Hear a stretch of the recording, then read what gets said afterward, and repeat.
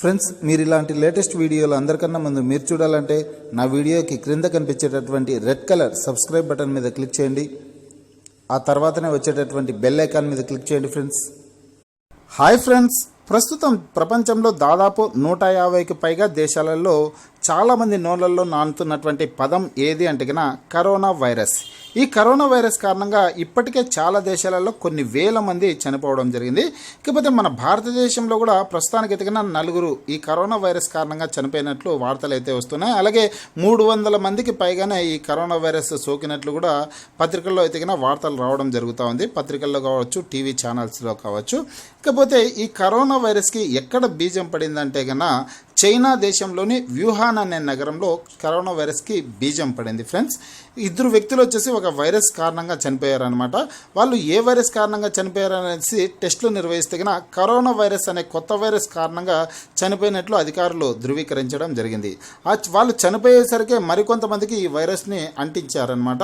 వాళ్ళ నుంచి మరికొంతమందికి పోవడం జరిగింది. ఈ విధంగా చైనా దేశంలోని వ్యూహాన్ అనే నగరం అంతా ఈ కరోనా వైరస్ కారణంగా ఈ చాలామంది వ్యక్తులకి కరోనా వైరస్ సోకడం జరిగింది. అలాగే వ్యూహాన్ నగరంతో పాటుగా చైనా దేశం అంతా దాదాపు 1,00,000 మందికి పైగానే ఈ కరోనా వైరస్ సోకినట్లు కూడా పత్రికల్లో వార్తలు అయితే వచ్చినాయి అనమాట. ఈ విషయం కూడా దాదాపు అందరికీ తెలిసే ఉంటుంది. ఇక చైనాతో పాటుగా ఈ రాను రోజులు గడిచేసరికి ఈ ప్రపంచ దేశాలకు కూడా ఈ కరోనా వైరస్ అనేది సోకిందనమాట. దాదాపు 150కి పైగా దేశాలకి ఈ కరోనా వైరస్ అనేది సోకడం జరిగింది. దాదాపు కొన్ని వేల మంది ప్రజలు ఈ చైనా దేశంలో కూడా మరణించడం జరిగింది. ప్రస్తుతానికి ఎదిగిన చైనా కంటే ఎక్కువ భాగం ఇటలీ దేశంలోనే ఈ కరోనా వైరస్ అనేది ఎక్కువ అయిపోయింది. ఫ్రెండ్స్, ఇకపోతే ఎక్కడైతే ఈ కరోనా వైరస్కి బీజం పడిందో చైనా దేశంలో ఎక్కడైతే పడిందో అక్కడనే రాను ఇప్పుడు ప్రస్తుతం వచ్చేసి 3-4 రోజుల నుంచి ఈ వ్యూహాన్ అనే నగరంలో 3-4 రోజుల నుంచి కరోనా వైరస్ అనేది తగ్గుముఖం పడతా ఉంది అనమాట. ఎందుకు తగ్గుముఖం పడతా ఉందంటే అక్కడ చైనా ప్రభుత్వం తీసుకుంటున్నటువంటి కొన్ని చర్యల కారణంగా వ్యూహాన్ నగరంలో ఈ కరోనా వైరస్ అనేది తగ్గుముఖం పడతా ఉంది. ఆ చర్యల్లో వాళ్ళు ఏ విధంగా అక్కడ చర్యలు తీసుకున్నారో అదే పద్ధతిలోనే మన భారతదేశంలో కూడా ఈ కరోనా వైరస్ని అరికట్టడానికి మన భారత ప్రభుత్వం కూడా చర్యలను తీసుకుంటా ఉందన్నమాట. ఇందులో భాగంగానే మన భారత ప్రధానమంత్రి గారు గౌరవ నరేంద్ర మోడీ గారు ప్రస్తుతం ఈరోజు వచ్చేసి జనతా కర్ఫ్యూని నిర్వహించడం జరిగింది. ఈ కరోనా వైరస్ గొలుసుని తెంచేయడానికే, అంటే కరోనా వైరస్ని అరికట్టడం కోసమే అనమాట. ఈ జనతా కర్ఫ్యూ కారణంగా ఎంతో కొంత భాగమైనా కానీ ఈ కరోనా వైరస్ని మనము అరికట్టగలుగుతూ ఉన్నాము. ఇకపోతే ఈ వుహాన్ నగరంలో కరోనా వైరస్ ఏ విధంగా తగ్గుముఖం పడుతుందే వాళ్ళు అక్కడ చైనా ప్రభుత్వం ఎటువంటి చర్యలు తీసుకుందో ఈరోజు ఒక ప్రముఖ దినపత్రికలో రావడం జరిగిందనమాట. ఆ వివరాలను మనం చూద్దాము. అదేవిధంగా వాళ్ళు ఏ విధంగా చర్యలు తీసుకున్నారో అదే పద్ధతిలోనే మన దేశంలో కూడా మన ఏరియాలో కూడా ఈ కరోనా వైరస్ని అరికట్టే ప్రయత్నం అనేది మనం చేసేదానికి అవకాశం ఉంటుంది. ఫ్రెండ్స్, కాకపోతే ఈ న్యూస్ వచ్చేసి ఈరోజు ఆంధ్రజ్యోతి దినపత్రికలో వచ్చింది. ఆ వివరాలన్నీ మీరు స్క్రీన్ మీద చూడొచ్చు. వ్యూహాన్ గెలిచిందిలా అనే హెడ్డింగ్తో ఈ న్యూస్ అయితే వచ్చింది. 1 కోటి జనం, 4 రోజుల నిర్బంధం, వైద్యుల అలుపెరగని పోరాటం, వాలంటీర్ల ఆదర్శం, ప్రజల సహకారం వెరసి కరోనాపై చైనా విజయం, జనతా కర్ఫ్యూ భావం ఇది అనేసి మరికొన్ని ముఖ్యాంశాలు అయితే ఉన్నాయి. ఒకసారి పూర్తి వివరాలకు వెళ్ళినట్లయితే జనతా కర్ఫ్యూ, సామాజిక దూరం నిన్న మొన్నటి వరకు ఎవరికి పెద్దగా సానుకూల అర్థం తెలియని పదాలివి. కానీ ఇప్పుడు కరోనా నేపథ్యంలో దేశవ్యాప్తంగా చర్చనీయాంశంగా మారాయి. దేశంలో కోవిడ్ వ్యాప్తిని అడ్డుకునే చర్యల్లో భాగంగా ప్రజలంతా సామాజిక దూరం పాటించాలని కేంద్ర రాష్ట్ర ప్రభుత్వాలు సూచిస్తున్నాయి. ఈ క్రమంలో మార్చి 22 ఆదివారం ఉదయం 7 గంటల నుంచి 14 గంటల పాటు జనతా కర్ఫ్యూ విధిగా పాటించాలని స్వయంగా ప్రధాని నరేంద్ర మోడీ ప్రజలకు పిలుపునిచ్చారు. ఆ సమయంలో దేశంలోని ప్రతి ఒక్కరూ ఇళ్లకే పరిమితం కావాలని కోరారు. ఇలా చేయడం వల్ల వైరస్ గొలుసు తెగుతుందనేది ప్రభుత్వ ఆలోచన. కరోనా వైరస్ గాలిలో 12 గంటలు మాత్రమే బతుకుంటుంది కనుక 14 గంటల పాటు ప్రజలు స్వీయ క్వారంటైన్లో ఉంటే వైరస్ నశిస్తుందనేది వారి ఉద్దేశం. సీఎం కేసీఆర్ మరో అడుగు ముందుకేసి 14 కాదు, తెలంగాణలో 24 గంటలు జనతా కర్ఫ్యూ పాటించాలని ప్రజలను కోరారు. ఈ నేపథ్యంలో కరోనా కట్టడి ఒక్కరోజు జనతా కర్ఫ్యూతో సాధ్యమా అనేది ఇప్పుడు దేశవ్యాప్తంగా చర్చనీయాంశంగా మారింది. చైనా విజయమే స్ఫూర్తి అనేసి ఒక హెడ్డింగ్తో న్యూస్ ఉంది. కరోనా అణిచివేతకు చైనా అనుసరించిన పద్ధతే ఈ జనతా కర్ఫ్యూ.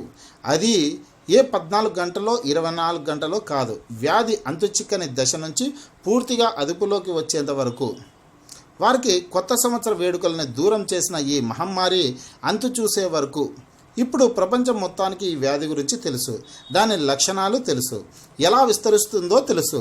కానీ ఇది పుట్టే నాటికి దీని తీవ్రత చైనీయులకు తెలియదు. దాని తీవ్రతను గుర్తించే నాటికే బాధితుల సంఖ్య వందలు దాటి వేలల్లోకి చేరింది.